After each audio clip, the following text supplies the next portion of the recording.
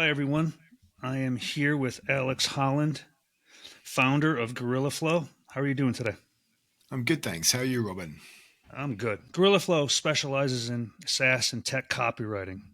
What was the initial spark that led you specifically in this niche? And what unique challenges do you find with companies face trying to clarify their message and drive conversions? Yeah, so I spent 6 years in enterprise sales for software and technology brands to start with.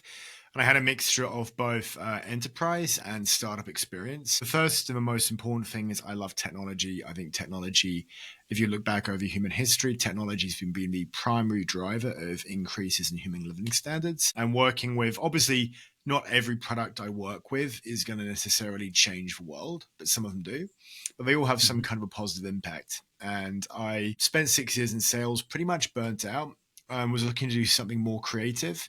And I saw copywriting as a way to take my sales experience, do something creative, and add value to the market while doing something that was enjoyable and interesting. In terms of unique challenge, I'd say my answer to that has evolved. And I'd say, particularly with AI at the moment, the biggest challenge is operating in a crowded marketplace and differentiation. I've had in the same week, I've had three different startups approach me that all had an AI based sales enablement chatbot, for example, in the same Mhm. week, all wanting copy. So we're in a place now where there's a lot of copycat apps, a lot of the technical bar to launching a startup, at least at the MVP stage, is much lower. And so it's really a question of how do you make your product stand out? And there's probably 10 or 20 that look very similar to it. Oh, excellent. Yeah, I mean, AI's obviously we're, at the start, and I think you and I could agree whatever we say today where we think AI is going to be in the next 5 to 10 years, we'll probably both be wrong. Um, Yeah, I think that's the most important thing to remember is when you speak to the real experts here, they've got no idea. And when people mhm. start talking with certainty about where AI will take us in 2 to 4 years, that's probably not an expert. Nobody's got any Right. idea. Even the people building these products and marketing them, everyone's been surprised by how quickly it's moved over the last couple of years. Yeah. Being part of my business, I think the perfect chord you can strike is the relationship between human interaction and AI.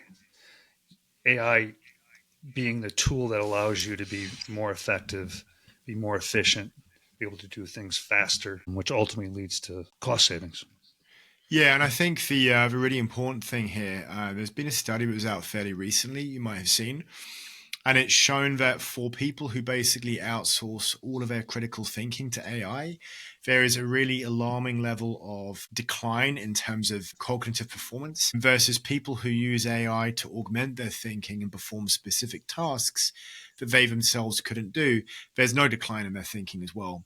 And I think there is a Mhm. massive difference between people who are using AI to do things that would be beyond the comprehension and ability of a human to very much to augment our existing thinking versus just trying to automate everything.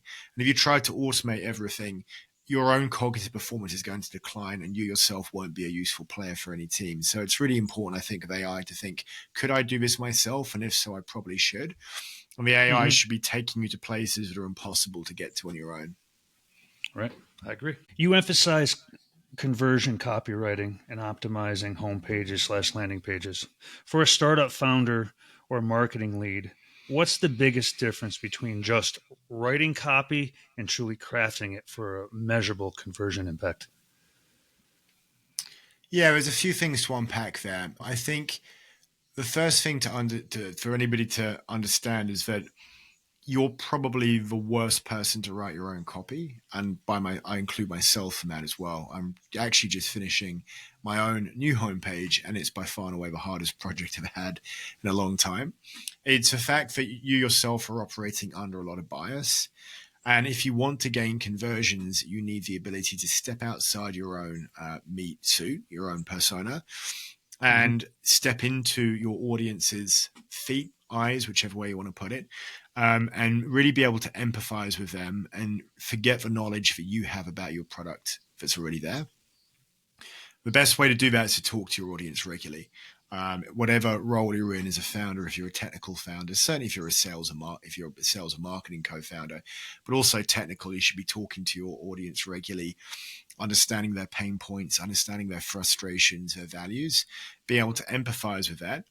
And then when it comes to actually delivering your homepage, paradoxically, although conversion might be the goal, I think it's important not to make that your primary focus of the page. Although it's the goal, what you should be doing is focusing on trying to explain why your product exists, where it exists in the marketplace, and how people can use it as well.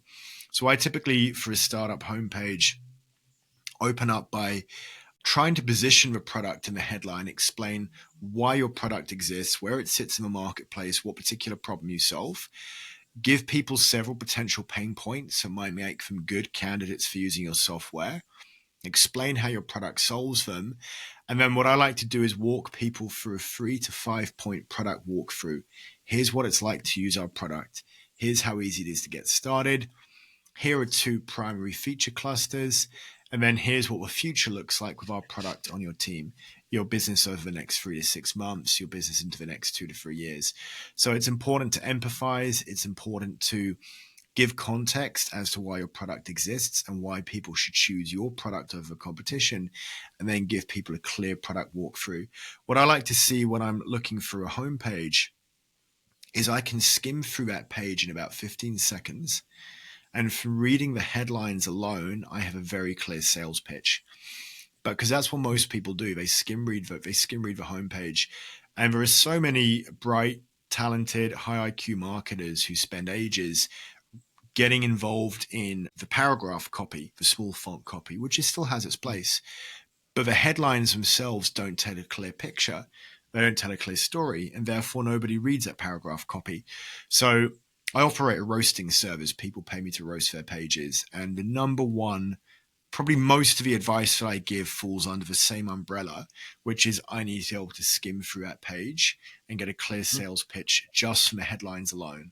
So I can take out a paragraph copy and get a sales pitch just from those headlines. If you do that, your homepage will already be significantly better than average. Right. That was going to be my next question. That the tools like Roast Your Page service you guys offer. Yeah, so that's a service. We like to try and work with companies at different stages. And look, we have a homepage service for startups that's between $5,500 to $7,500. And I recommend that for companies that have already validated their product. They know people want it. They've got a decent customer base. And they've got a certain level of product maturity as well. And they aren't pivoting every other week. But for companies that are getting started and they aren't quite ready to commit to a full homepage, what we do is we offer a roasting service where I take a copy of their website, I put it into Figma, which is a popular design application, and I go through and I offer a series of actionable tips and bits of advice to improve the headlines, to improve the user journey, to improve the content. And I also have a Figma kit that I use to build homepages, and I drop blocks in there as well and show people better ways to structure and organize their page that will help them to put those changes into action. Got some really nice testimonials. Just last week, I had a PPC consultant for paid traffic.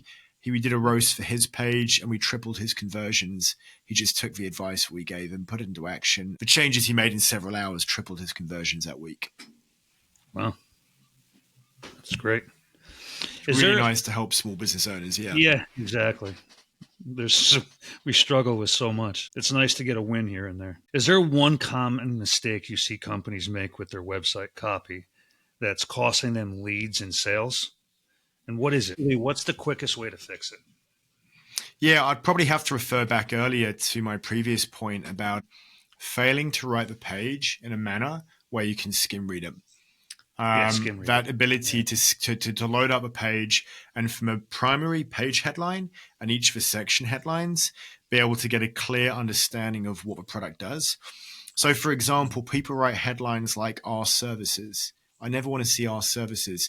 Summarize your services in the headline and put a detail about them in the paragraphs. When it comes to, for example, let's say our mission, don't write our mission, describe the mission in the headline, and again, put the details in a paragraph copy. The idea of a paragraph copy is if I'm really interested in this section, I will read the paragraph copy, but I should be able to get the gist of it just from the headline alone. Yeah, so you want to catch people from the headline. You want to draw them in Yeah. from the headline. Yeah. Every Because section chances headline, are, not just, yeah, because chances are they're not going to spend the time reading the copy if you don't pique their interest. Yeah, it's not a Stephen King novel. It's the way people read websites is they skim Yeah. through each of the headlines. And if something's particularly exciting, there's a particular feature that really grabs their attention, they might read that section. They never read the whole page. No one has ever read a website from beginning to end, I don't think. At least for sales Right. purposes. You might do if it's a blog article, sure. But sales websites, you skim out and pick out bits that seem interesting. Right. Yeah. Cool. That's so true though. Like I look back, like I take a look at I read the Wall Street Journal, right? So Yeah. I'll just skim through the headings. There's no way I'm reading the Wall Street Journal cover to cover every day. It just I don't have the bandwidth or the time. But if there's a headline that catches my interest, then I'll sit there and read that. Or I have a few things I read every day, but if that headline's not catching my interest, I'm not reading it. And I think that I was goes. actually from a journalism background, so I was a newspaper journalist before I got into sales. And that was exactly the training we had. The whole point of headlines was to get people to read. And you had to, Yeah.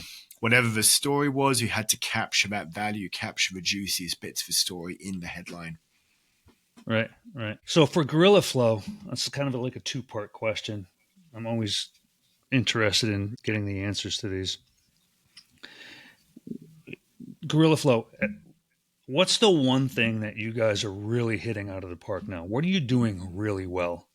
And then the second side to that is, what are you struggling with? Not necessarily being an issue, but what's the one or two things that you could be doing better? And then what are you doing to fix that? Great, really great questions. The first thing that I think we're doing well at the moment is differentiation and just being really aggressive about that. So at every single section of a page, every single cluster of features that we introduce, I want every single one of those headlines to make it clear why this cluster of features is better than anything else in the market. Telling people, we've got this specific feature exists and we can do this isn't enough. Every single section we have to really hammer home a point. The way that we do this is better than the rest of the competition for these reasons.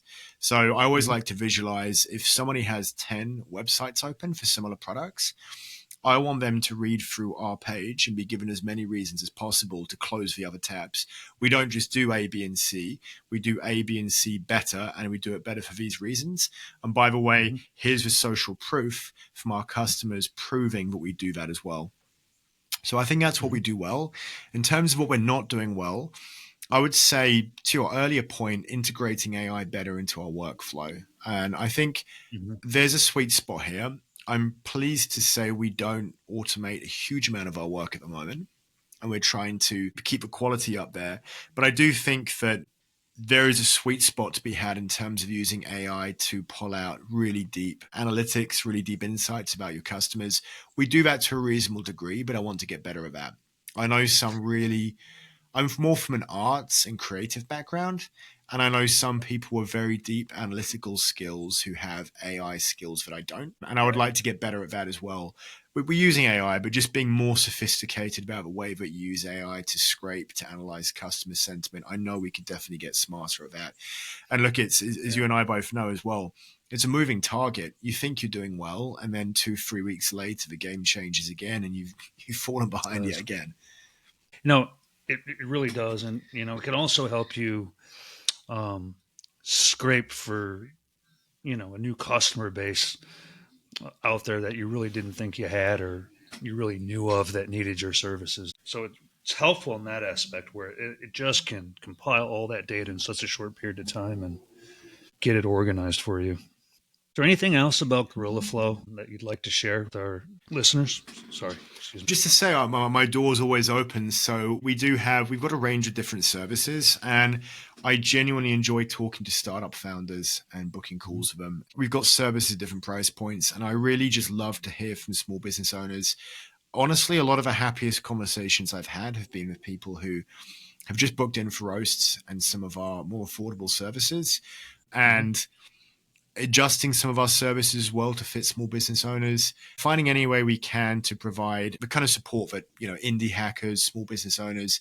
small bootstrap startups need in order to just get to the next stage of their game. So I just wanted to say my Mhm. door's always open. If anybody's stuck with either conversion, product marketing, brand messaging, I'm always happy to share tips, to share free advice via email and jumping on calls as well.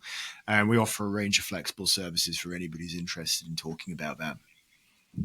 What's the best way for a potential customer, someone that's interested in your services, to contact you? Just to visit GorillaFlow.com, and we have a form there that you can fill out. We have our new website launching in approximately 7 to 10 days, which will be 1st of October is our target launch date. We still have a contact form open now, but as of the 1st of October, you'll have a very clear walkthrough of our typical process and how we can help startups there. Oh, that's awesome. Well, I want to thank you for the conversation. A lot of great points. I always love to see what people are working on and what they're having troubles with. Thank you for your time. I really appreciate it. Thanks so much for having me on, Robert. I really appreciate it. Thank you.